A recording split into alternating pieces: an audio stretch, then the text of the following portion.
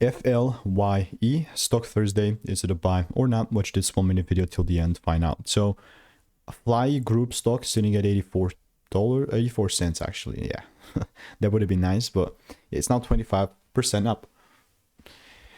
Honestly, I'm not that intrigued by the 25% gains.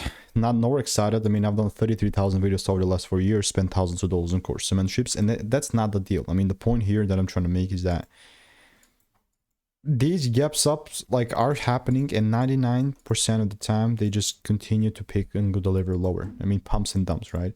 But obviously it's not like I'm gonna like immediately short or immediately buy in this case. If I see a double break, then and only then I'll short.